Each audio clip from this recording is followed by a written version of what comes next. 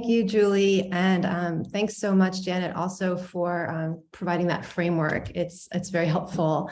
I'm very excited and scared to be part of this conversation. It seems like the word equity and racial equity, it's both like really important and also very mystifying, at least for me sometimes, what exactly we're talking about. So, and I'm also just glad to have a very specific project that I'm working on, so I don't have to be overwhelmed by the bigger question. I'm Basia Winograd, and I teach in the English department, mostly creative writing. And my project for this fellowship is called Living English. We don't say that, ... Now we do. And I'm going to post that, put that in the chat.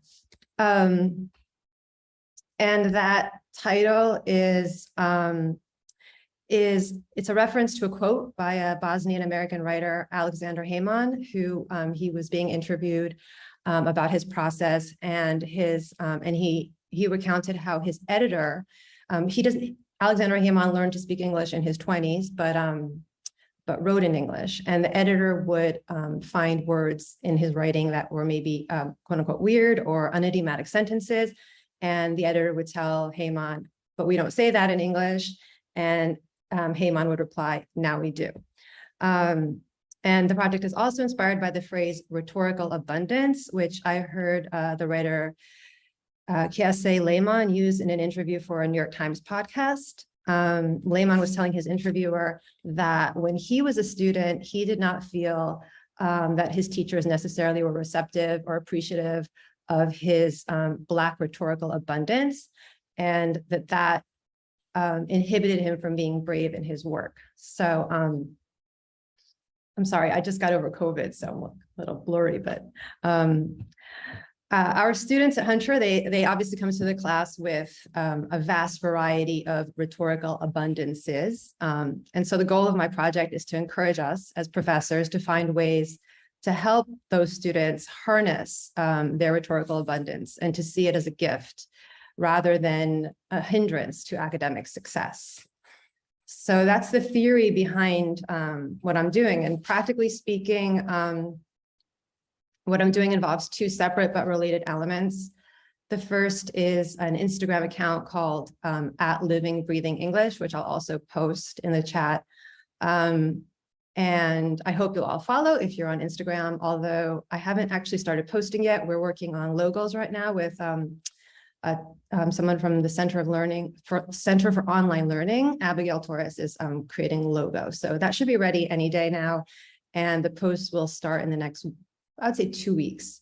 And so what I'll be posting are short videos or audio clips of interviews with students, faculty, and other community members in which people answer the question, answer a series of questions about their relationship with the English language.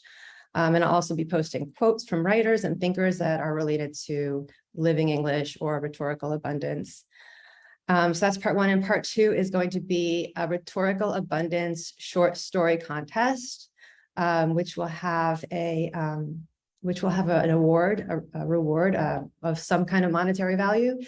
And I'll have a flyer for that by the end of the semester, though the deadline won't be until sometime probably towards the middle or end of the spring semester.